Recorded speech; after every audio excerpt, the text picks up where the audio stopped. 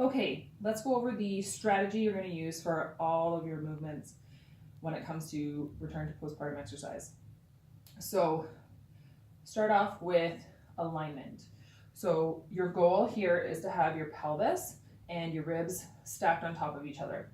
So your pelvis and your pelvic floor within your pelvis is like a bowl at the bottom, and then your ribs and then your diaphragm within your ribs is like an upside down bowl at the top, and then your abs and your back muscles are like a canister that kind of holds those two bowls together in a piston sort of shape.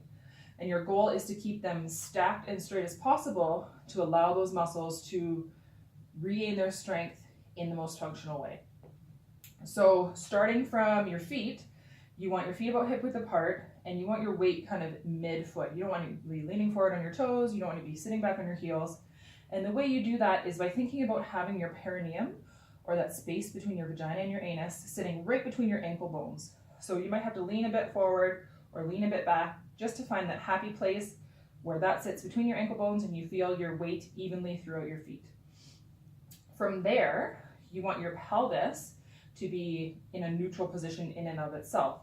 So you want to think about using your hip bones and your pubic bone as markers in which to know whether or not your pelvis is in neutral.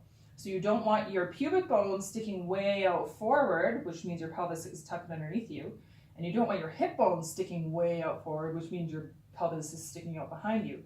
You want them to be in a vertical stacked plane, so that if you were pressed up against the wall, they would be both pressing against the wall equally. Now from there, once you have your pelvis neutral and over your midfoot, you want to think about having your ribs stacked on top of your pelvis.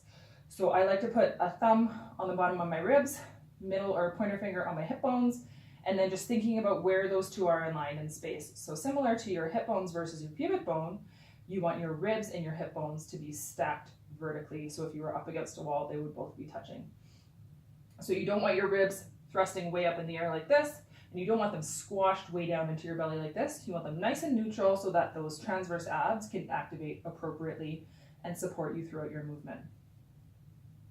Now from there, once you've got your alignment dialed in, you can use the same strategy as laying on the floor. So same thing would be if you're on your back, your hip bones and pubic bone are on a tabletop, and the back of your ribs stay in contact with the floor behind you.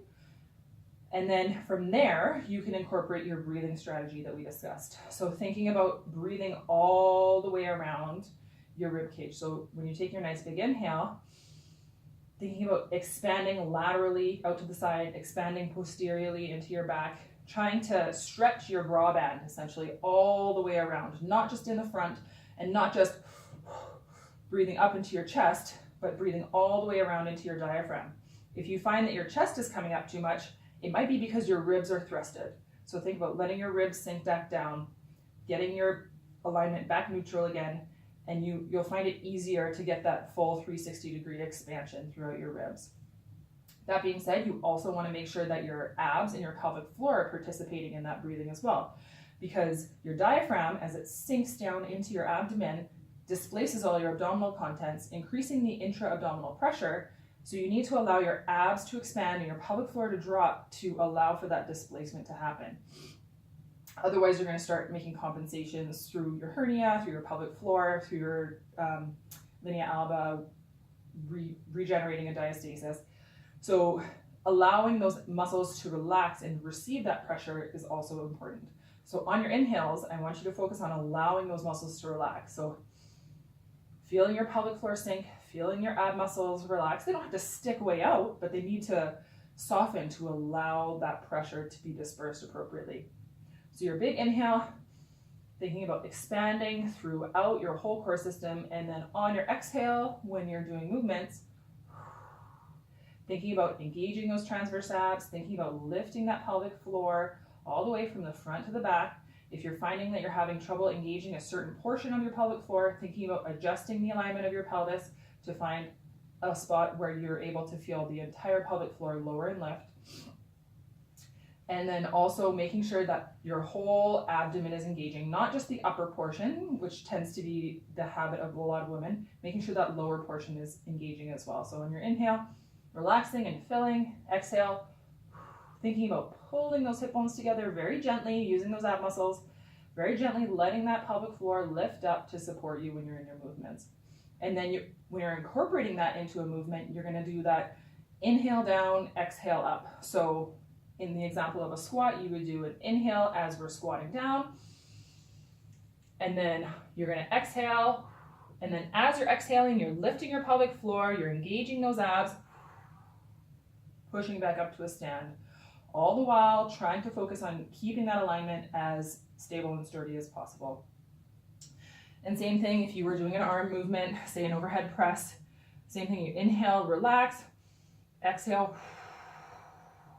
So the hard part of the movement is the pushing, the easy part is the lowering. So on that portion, you do the inhale. Relaxing, fully relax down at the bottom, and then exhale as you're pushing back up. Once we start getting into more advanced, more complex movements, then you won't have to worry about thinking about that full relaxation, that full engagement each time. But in this really early postpartum phase, I really want you to focus on making sure that you're getting that relaxation, because this is the time where you're going to be have the highest tendency of getting too tight.